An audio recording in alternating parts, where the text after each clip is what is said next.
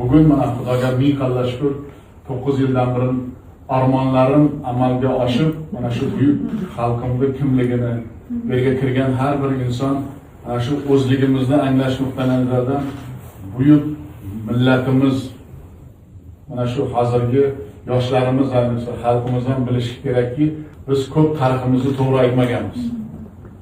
To'g'ri bilmaganmiz. Shuning uchun bu yerga mana armonlarim deganim mana shu qanday bo'lishdan qat'iy nazar adolatli tariximizni mana shu ortga qo'ydik bu yerga.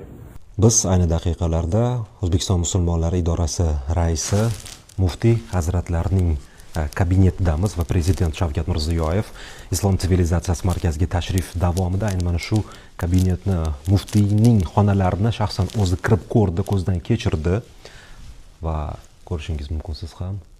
Juda ham shinam xona. O'zbekiston musulmonlari idorasining Islom sivilizatsiyasi markazida joylashishi shaxsan davlat rahbarining topshirig'i asosida amalga oshirilgan va ayni mana shu xonada demak davlat rahbari Muftiy hazratlari tomonidan duolar qilindi.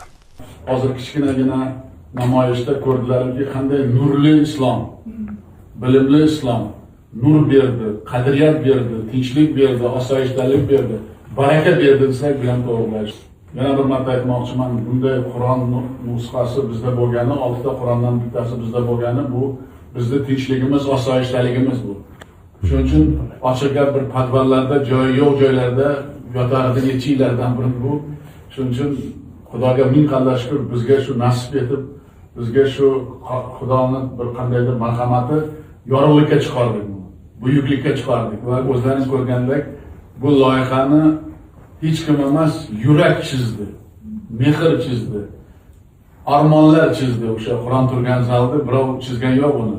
Buyuk xalqimning kimligini amalga oshirish bo'yicha chizgan loyihamiz bu. Shuning uchun men o'ylayman, sizlar birinchi ko'ryapsizlar, xalqimizdan ko'rib mamnun bo'ladi. Mana shunday ulug'ayam kunlarda buyursin Alloh. Ilohim mana shunday ko'rsatmalarda o'zbek xalqimizga, buyuk musulmonlarimizga, ummamizga juda katta mana shu xizmat ko'rsatish degan umiddaman. Sog' omon bo'ling.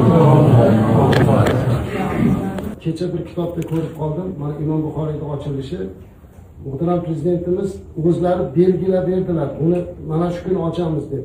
Imom Buxoriy hazratlari hayitdan bir kun burun olamdan o'tib, hayit kuni dafn qilingan ekan. Qarang, bir kun burun biz ochyapmiz. Xudoning qudratini qarang, menga hech kim aytmagan uni. Allohning marhamati bilan shunga to'g'ri ketdi. Kecha hayron qoldim. Men prezidentim bu qilingan hamma ishlarga Alloh o'zi ajr bersin. Men kecha aytdik, 3,5 million aholi, qariyb 7 million